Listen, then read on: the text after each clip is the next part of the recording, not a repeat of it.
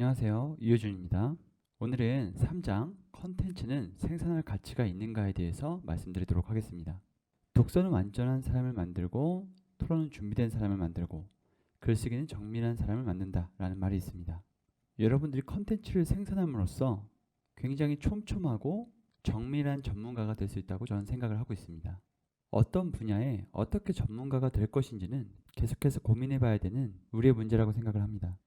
그렇지 않으면 매일매일 감당하기 벅찬 새로운 기술들이 쏟아져 나오고 주어진 업무를 하면서 신기술을 계속해서 배운다는 것은 굉장히 피곤한 일이죠.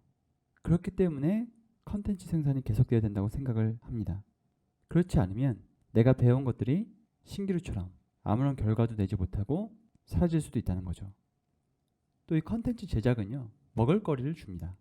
여러분들의 통장에 들어가는 돈, 이 돈이 여러분들에게는 무엇보다도 큰 동기부여가 될 것이라고 생각을 합니다. 공부를 하고 싶은 데에도 생계의 보장만큼 공부하는 데에 안정감을 주는 것도 없죠.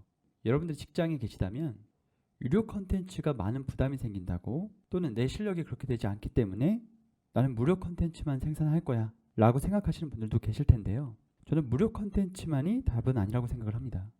유료 컨텐츠는 더 많은 책임을 우리에게 부여해주고 우리는 그 책임만큼 성장한다고 생각을 합니다. 예를 들어서 배우고 싶은 과목을 유료 컨텐츠로 생산하겠다는 목표를 잡는 것도 저는 좋은 생각이라고 생각을 합니다. 성장을 위한 생산이죠. 또 다른 이유를 말씀드리자면 여러분들이 공부하시는 그 과정을 가치 있게 만들 수 있습니다. 여러분들이 프로덕트를 만드셔서 그 프로덕트는 실패할 수 있지만 그 프로덕트를 만드는 과정을 출판하시거나 컨텐츠를 만들어서 퍼블리싱 하셨다면 그것만으로도 굉장히 가치가 있을 수 있거든요. 또 그 컨텐츠 때문에 생기는 부가가치, 이 부가가치로도 새로운 기회가 찾아올 수도 있습니다. 저 같은 경우에는 오프라인 강좌나 대학, 또 다른 연구 제안, 이런 것들이 제 컨텐츠 생산으로 인해서 들어오는 제안들이거든요. 또 부가적으로 이 컨텐츠를 생산하고 있는 가운데 내 실력과 사업을 보다 객관적으로 볼 수 있게 됩니다.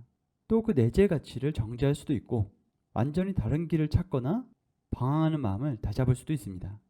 만약에 이런 이익이 없다고 하더라도 적어도 실패를 기록할 수 있다고는 생각을 합니다.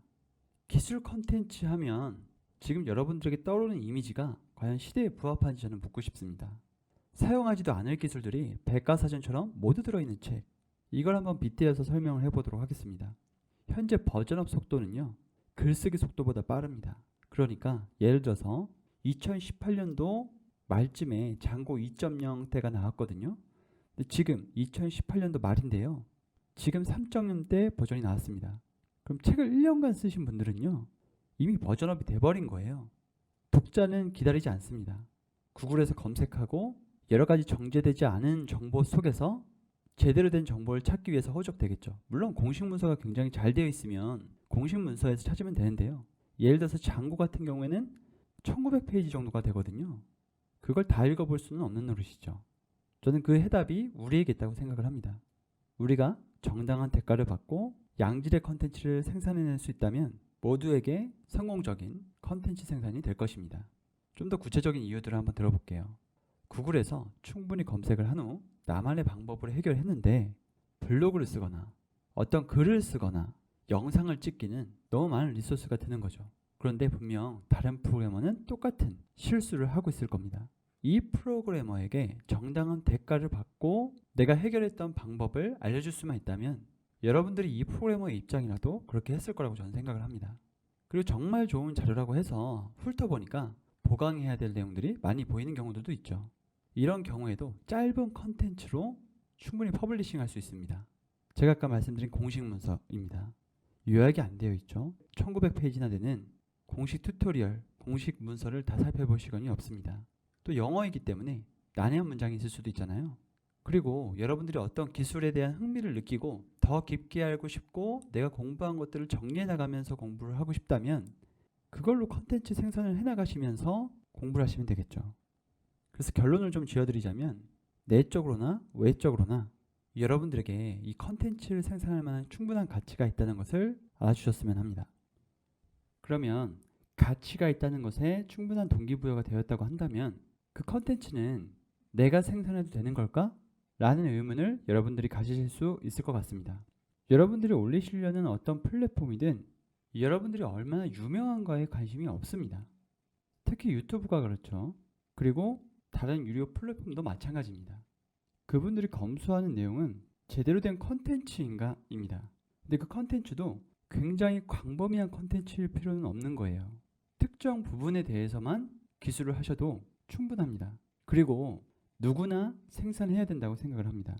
여러분들이 생산하는 컨텐츠는 누구나이거든요. 그 누구나의 마음을 가장 잘 헤아릴 수 있는 사람도 그 누구나라고 생각을 합니다.